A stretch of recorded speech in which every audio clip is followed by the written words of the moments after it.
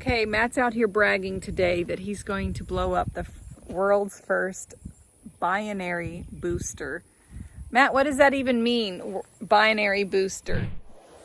Two-part is binary, and it's a booster. So in explosive world, a booster is the charge that sets off the main charge.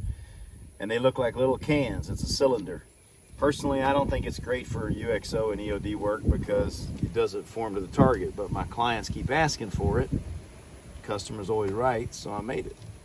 Quickly learn what makes it the world's first binary booster. So normally a booster is something like dynamite, and it looks like a piece of roll of toilet paper. And if this were dynamite, all kinds of rules, regulations comes with it, right? But it's a binary, meaning it needs liquid to activate the powder. So it's not regulated, it's safe, it could be shipped, and it's not explosive in its form now. But now he's going to activate it. He built this because it's needed in the industry. Right, Matt? Now you could tell him all the technical jargon. Yeah, so if you drive around with this thing unmixed, it's not explosive. The moment you pour this liquid in here, it is. So what I'm doing right now is I'm adding this liquid to it to activate. And if you look in here, you see that there's a little hole in the center. Are you in frame? I can't see. Yeah, okay. That's where the detonator goes. And then off to the side, this is what people are used to when they work with boosters. You'll see a second hole on the edge of this. And that's where you can put the detonator wires through, or in this case, I'm gonna put fuse through it. And you'll loop it around, and then you can set this thing down inside of a hole, and the wire will come out the middle of it instead of going down the side. It won't get trapped. So anyway, here we go. I'm adding my liquid to it. Soaking it up pretty good. Oh, the powder is? Yeah. Well, to make something, make sure that it's inert, or what for? Yeah, we would use this to hit a piece of ordnance, like, or military would use it, or police. You know, if there's a homemade bomb or something, they want to blow it up, they would countercharge it with this. You're right. It's late in the day. I got the shape charges confused with this, which is what the old people use. Okay, so got our hole over here.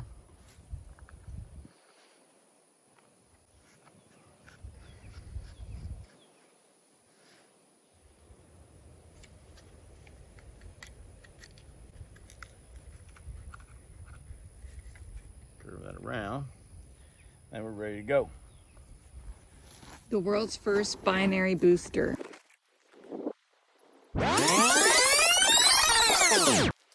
What do you want it to do? You just want it to, is it going to blow a hole through the side of it or no? Generally, no. Boosters don't really do that. They crack or push, which I'm just putting it on there so I can gauge the power of it and the effectiveness. Are you going to detonate with electrical charge that you send to it, or with a time fuse on there? I'm going to pull that. I'm going to pop smoke and we're going to go. Time fuse. I wouldn't trust it, but you do. I should be in slow-mo.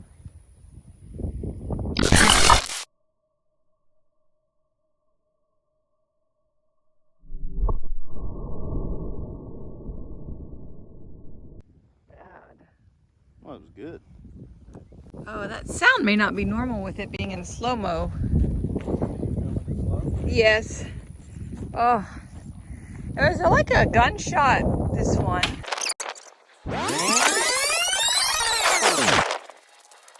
A baby deer? Mm-hmm. He's okay. You filming? Yeah. Okay. All right, so we had it on the other side of this round. We had it right there. And you can see it knocked a hole in it. But that's, to be fair, not the thickest round. And that's why I don't really like boosters. If I had put one of my bag charges here and initiated from the backside, it would have made a more uniform hole through this and possibly done enough damage to maybe get through the other side of it because it is so thin. Boosters really lend themselves for blasting rock. You know, when you drill a hole into something, and it'd work perfect for that. If you want to drill a hole into, you know, but at the end of the day, my clients, they know what they want these things for, and they've requested them. And the biggest difficulty was getting it to look and function like a booster, and I'd say we accomplished that. Okay, so I asked Matt, why are we blowing up a second one? Just to test to see if it goes off, or? What we're doing is we're testing the detonator sizes. So the non-electric detonators, the kind that just hook to fuse, they're a little bit thinner. And I want to see how this is going to work with the electric cap. And I could do it in the laboratory dry, but now that I've added the liquid to it, sometimes cardboard swells, you know, might contract, I don't know. So it's best to run this thing through as real a scenario as possible before you send it off to a customer.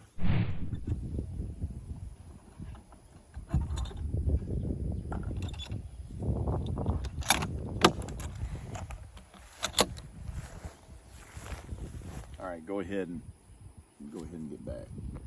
Oh, because you're priming in. You tell me when you're ready.